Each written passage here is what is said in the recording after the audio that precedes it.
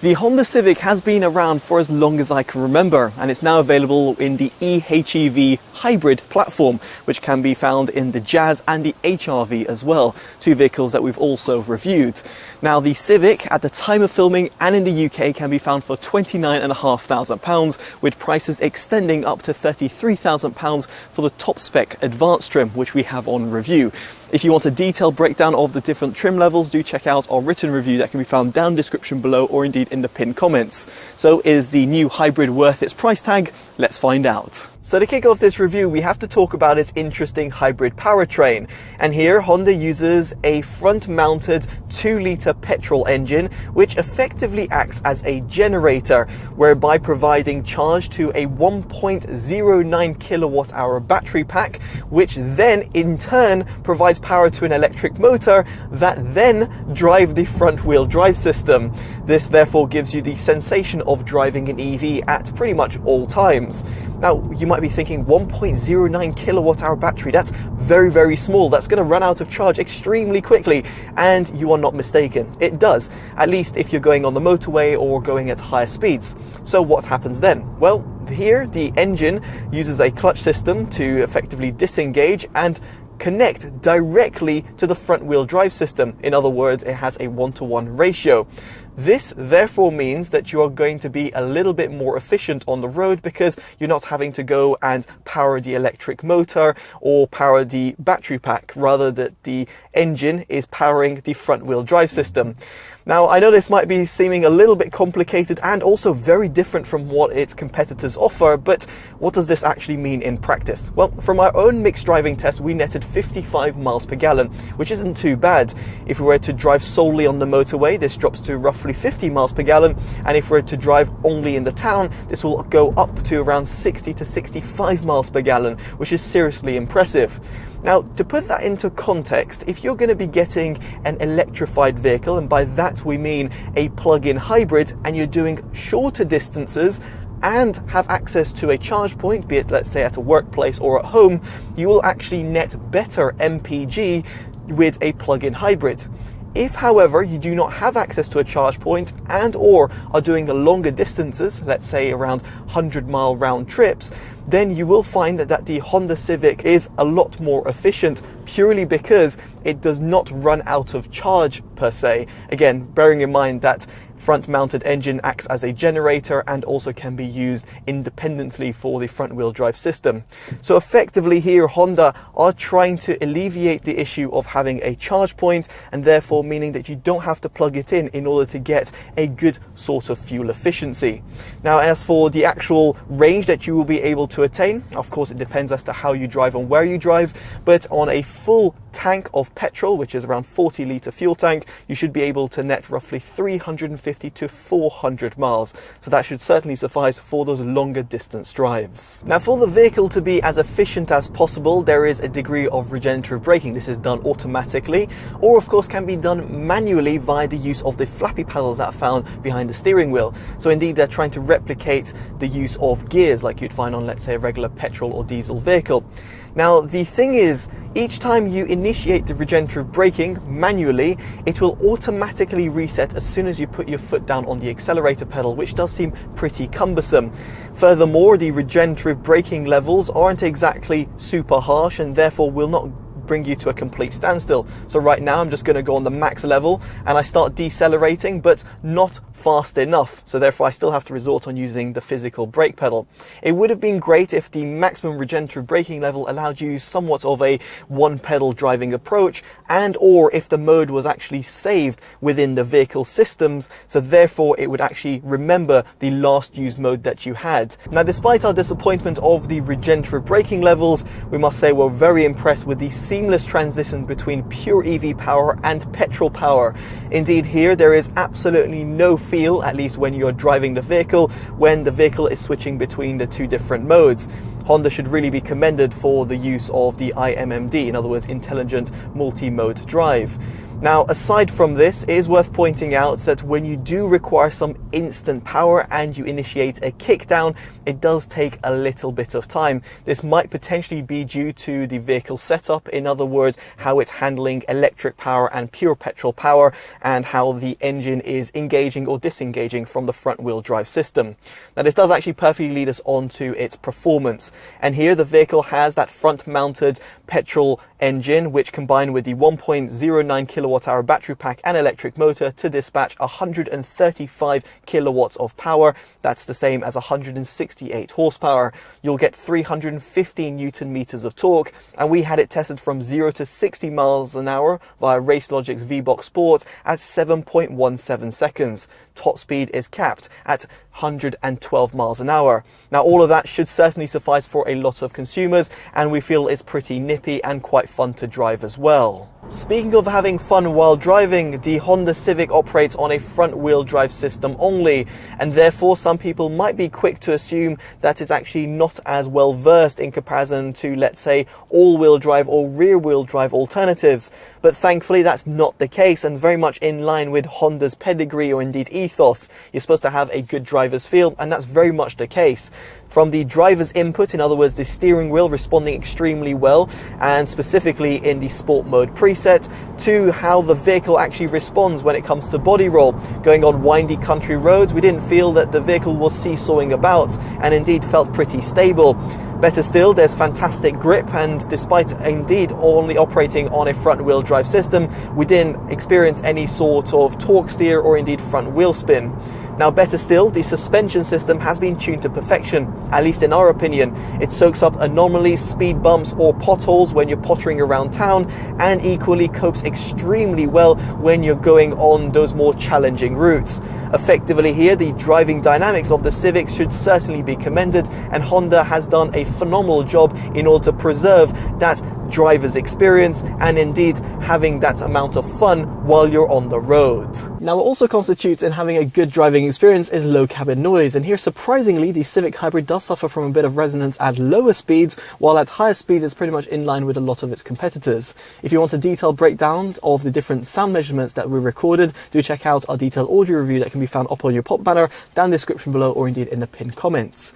Speaking of which, this does bring us on to the audio system, and here in the Elegance and also the Sport trims, you will find an 8-speaker setup.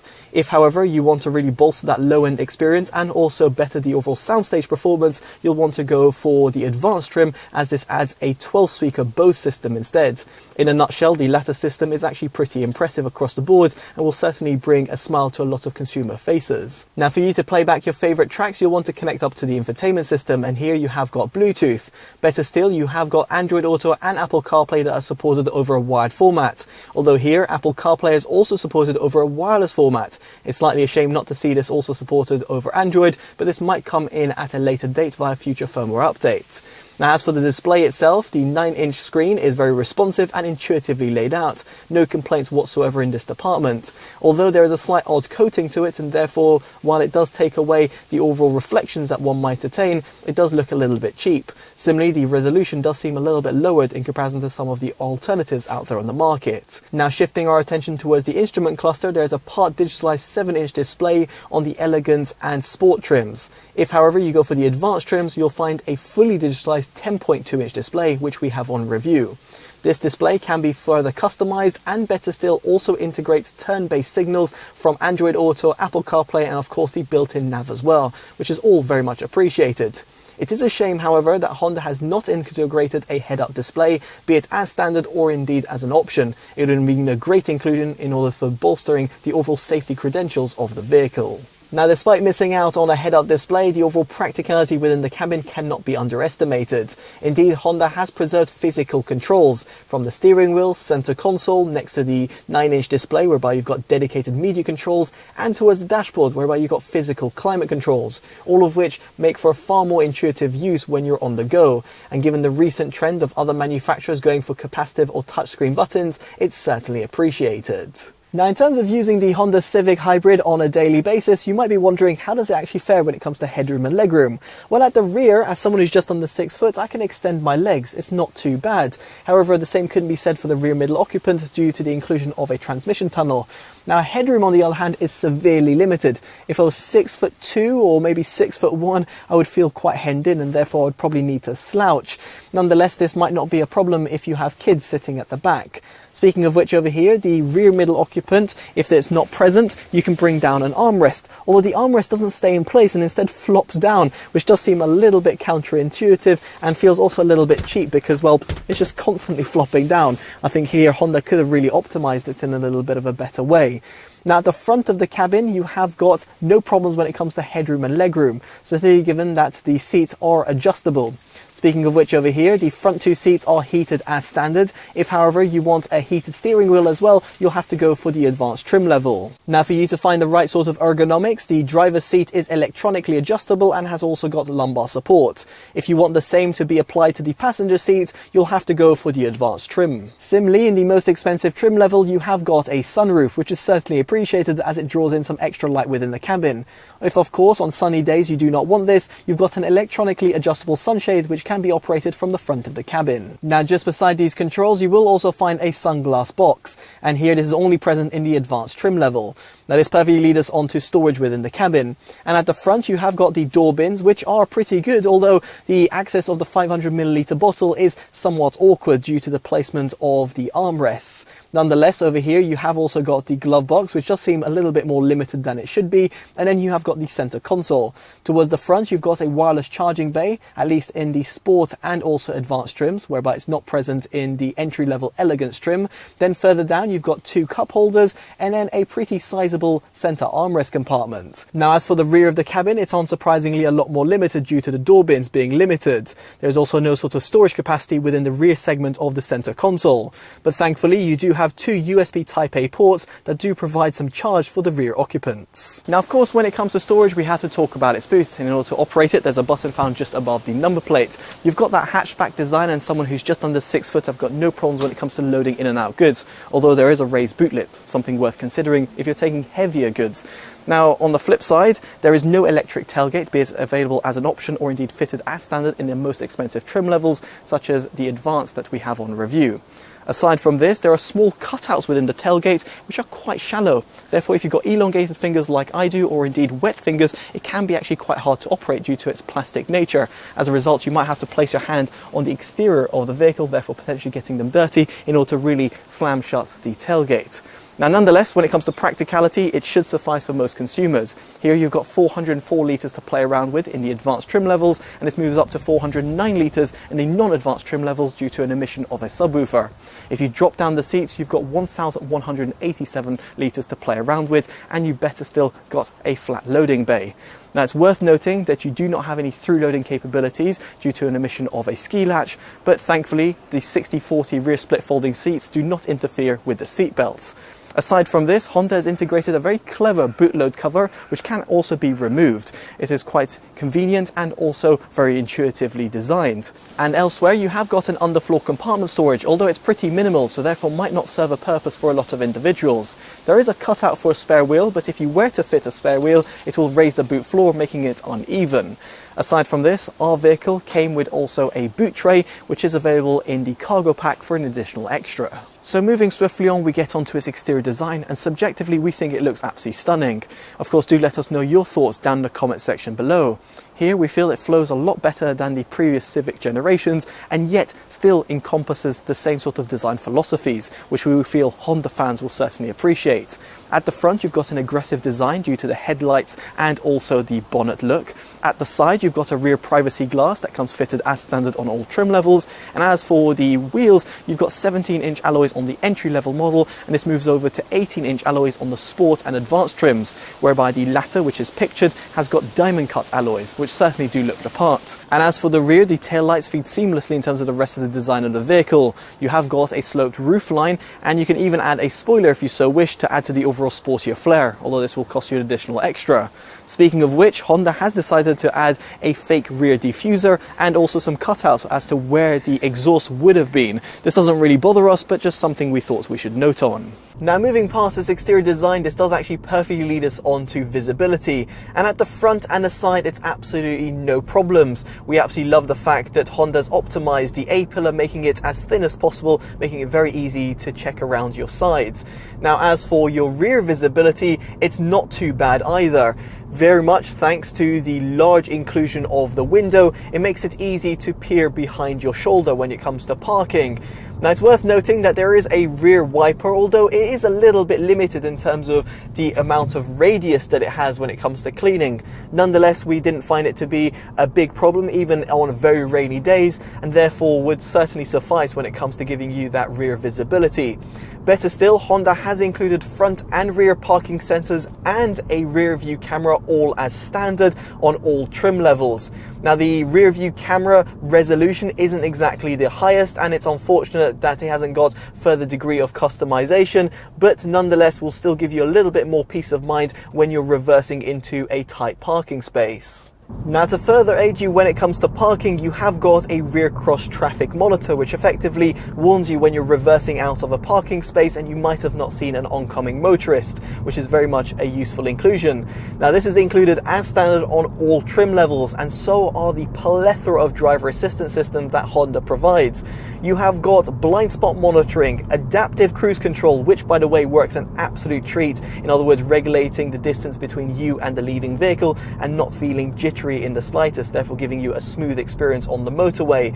Then you've got lane departure and lane mitigation.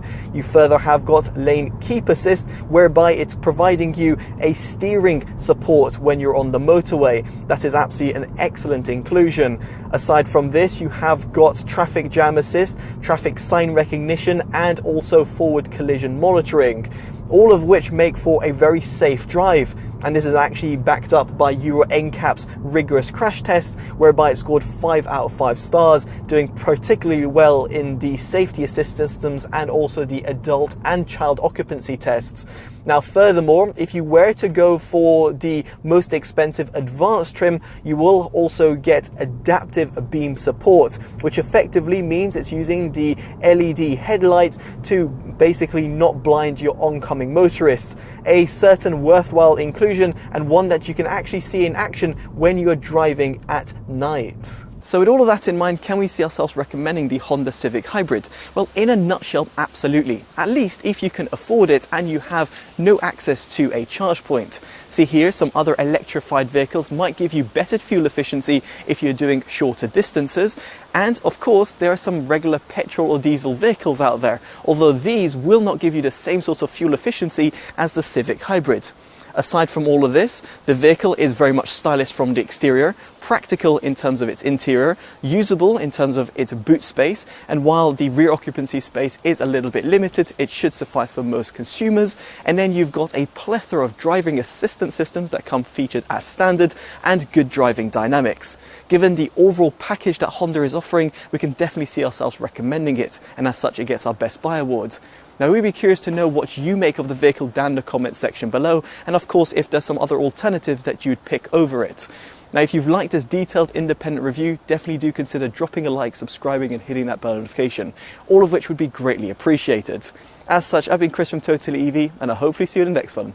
Take care of yourselves, and goodbye.